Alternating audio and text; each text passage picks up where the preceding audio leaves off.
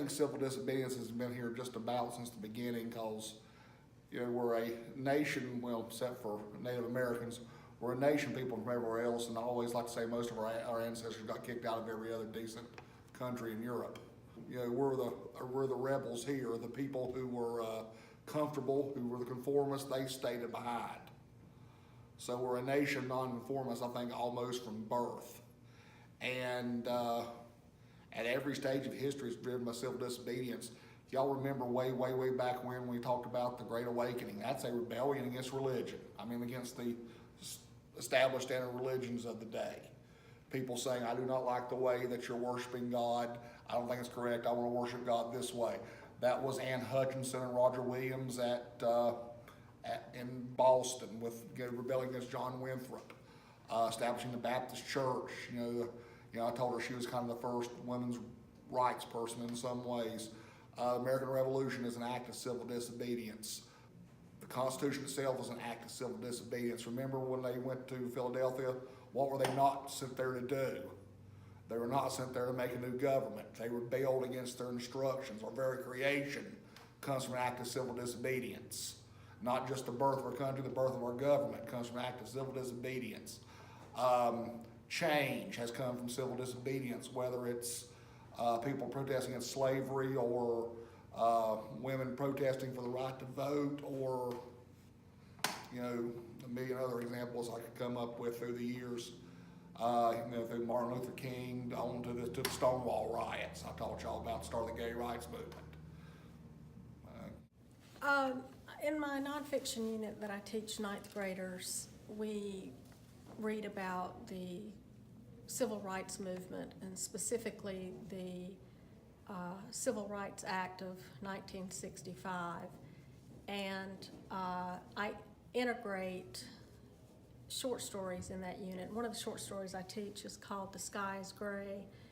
And in that story, a young black boy has his first experience with racial discrimination. He encounters a college student who he admires, and the college student's idea is that the wind is pink and the grass is black. And he says that people believe something simply because they're told to believe it. And basically he's saying that black people are in the situation they're in because white people have told them what to believe and have mandated, that they have no rights and therefore they had no rights. He also says that words mean nothing and action means everything. And the thing I believe we've learned most about civil disobedience is that it does take action. It doesn't always have to be violent action, as we've seen can be very destructive when people riot and loot and burn. People can often speak much louder with a civil disobedience, but it has to come in large numbers. More people have to be willing to speak out. I think the United States has greatly been impacted by individuals who have had different ideas and they thought that changes needed to be made, and most of those acts have happened in a peaceful way, and I think that's the way it should be done. Again, I think it's wonderful that nowadays people get to be heard in a peaceful way and they can give their opinions within going, they're not going to jail or they're not being killed as it happens in many other countries, even in Latin America. So I think the United States has been shaped by all these individuals who had very unique ideas, and they didn't really believe that the rules or the laws were apply to everybody. Read. Mr. Keating, it wasn't your fault. Sit down, Miss Caldwell.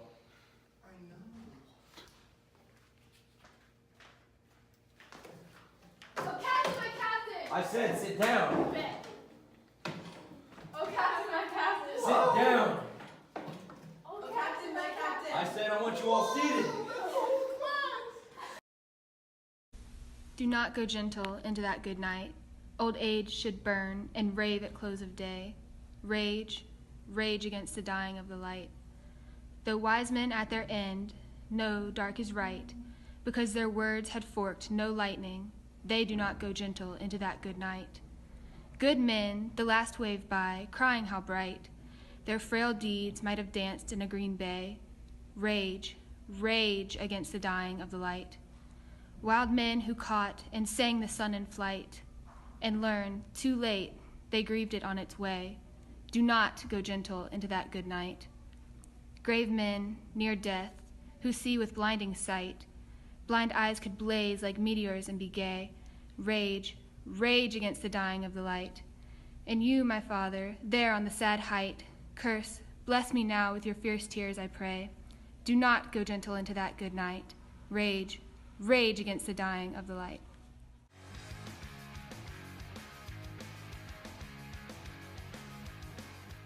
Well, anything that we do as individuals that can add to the community then comes back to us. So if it's from, just working as a teacher and how to kind of impact my students, they're going to be hopefully better human beings, and they're going to come back and add to our community. So I think everything we do is going to have a final impact on our community. So the role of the individual in the society, I think back to one of our Bible verses that we have, Romans 12:5, when it talks about so that we are all members of one body, but we actually form together and then each work individually to form one large body.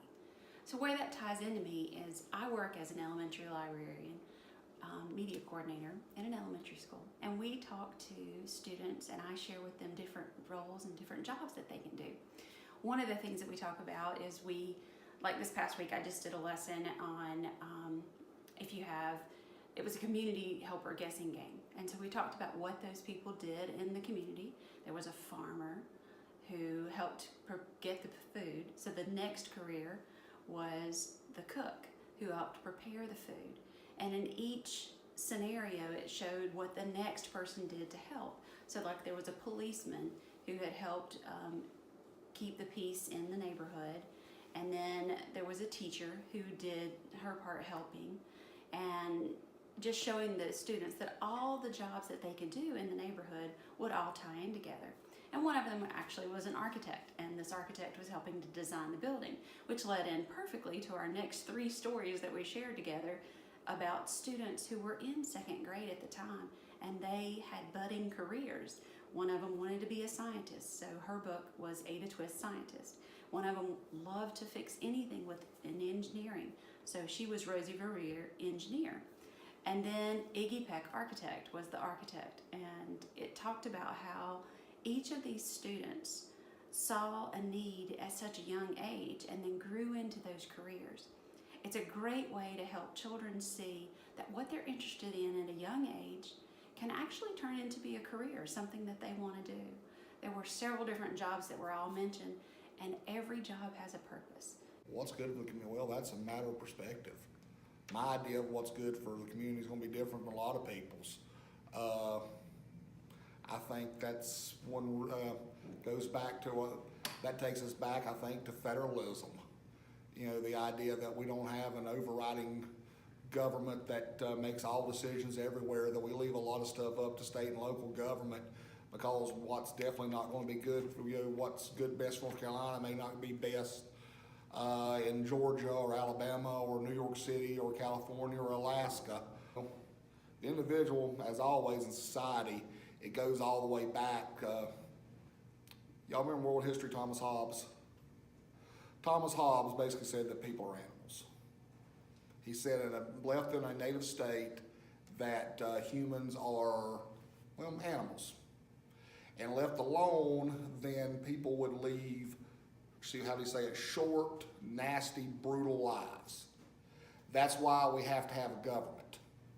So we have to have it. Now he said a Leviathan, a giant, who's strong enough to make us behave and live in a civilized manner so we can have civilization and have peace, prosperity, law, order, and not kill one another. So in any civilization, you have to give up some of your individual freedom to have civilization. You can't drive on whichever side of the road you want to. Imagine the chaos. Well, I'm just going to decide where I want to drive today. Everybody can't always do what they want to all the time. Remember what they said in Schenck versus United States? Y'all remember, where does your my right to swing my fist stop? At your nose.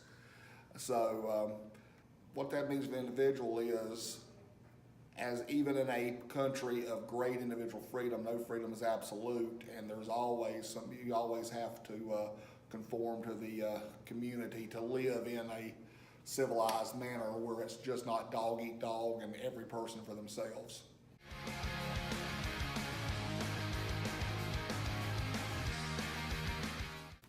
My approach to that question is somewhat feministic because I think mothers are individualist. They are the heartbeat that their baby's here for 9 months, and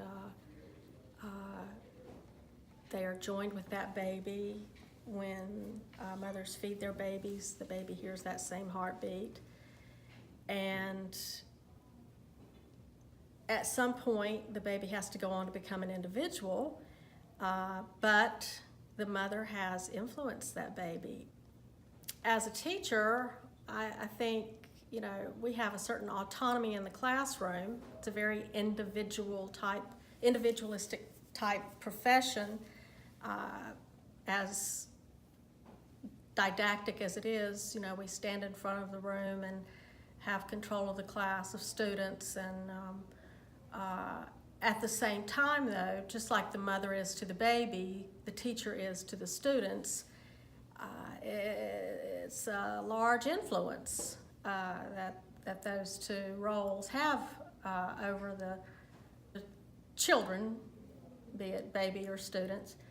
I think a lot of the work we do is as individuals. It's an idea starts individually, and then it builds once it's shared. You know, just like the mother to the baby, the teacher to the student. I think those individual thoughts then snowball and become bigger ideas. And I think the role of individual society is to be a citizen. What I mean by that is to, first of all, obey the law, pay the taxes, go about the business, you know, contribute. But I think the role of the individual is to make a positive impact in some way, shape, form. Leave the world better than he found it, or he or she found it. Let's not be sexist. Amen. My husband's dead? Does that mean I'm free? All of these societal pressures to submit to him, and now I can actually be my own individual? Honey, I'm not dead.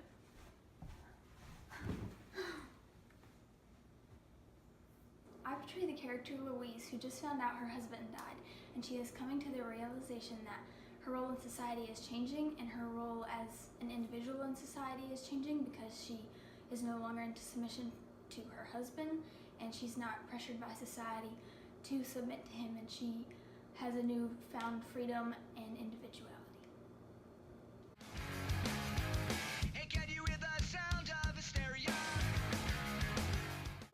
I think people conform, just like in a school situation. You guys are all familiar with that when you went through elementary school.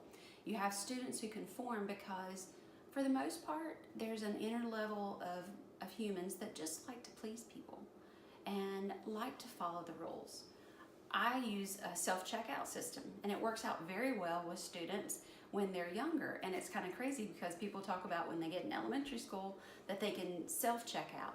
they want to only check out books on their account. So if they accidentally check out a book on somebody else's account, the first thing they do is, hey, wait a minute, I just made a mistake. I checked out on somebody else's account. What can I do? Most people conform because they want people to like them. And a lot of people don't like to stand out.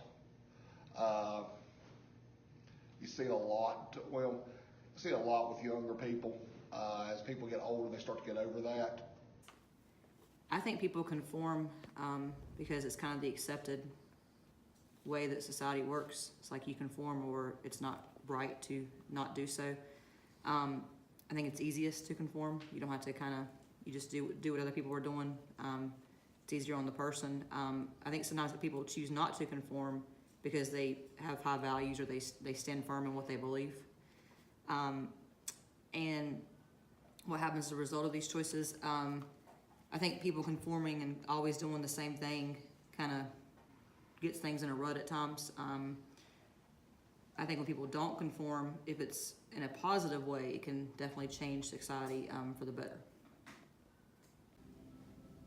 It's wonderful to live in a country where we have freedom, especially freedom of speech, freedom of religion. So why do we want to conform? Because I think it's part of the feeling of being accepted, belonging to a group, so you want to conform with those rules, with those laws. Though sometimes those rules are either outdated or they don't really go with our personal beliefs. And that's why sometimes people, they're willing to make some changes. 2 roads diverged in a yellow wood, and sorry I could not travel both, and be one traveler long as I stood, and looked down one as far as I could, to where it bent in the undergrowth.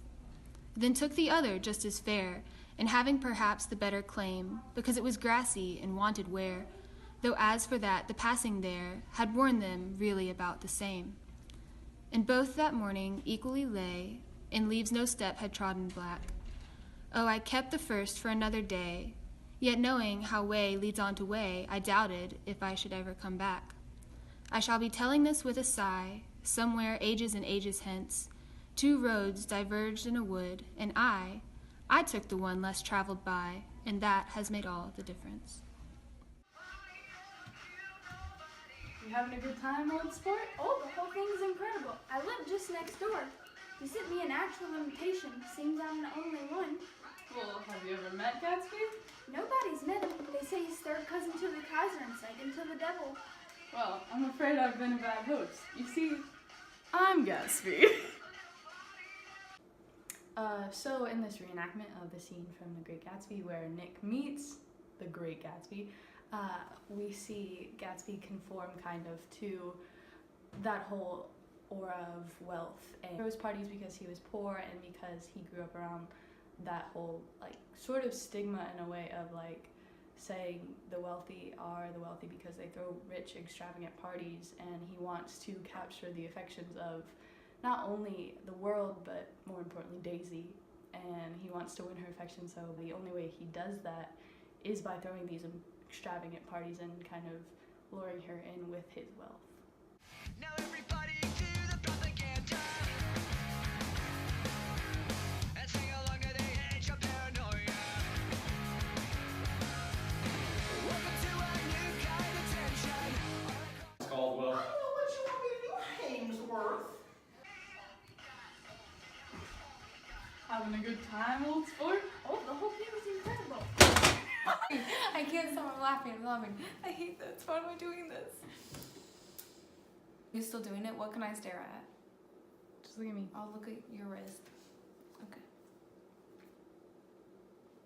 This is how we feel when you video our stuff. Oh, I hate it! Yeah. I'm so sorry. That makes no sense, but I know what I meant when I said it. Chaos. The chaos we call life. And that's a damn good Project.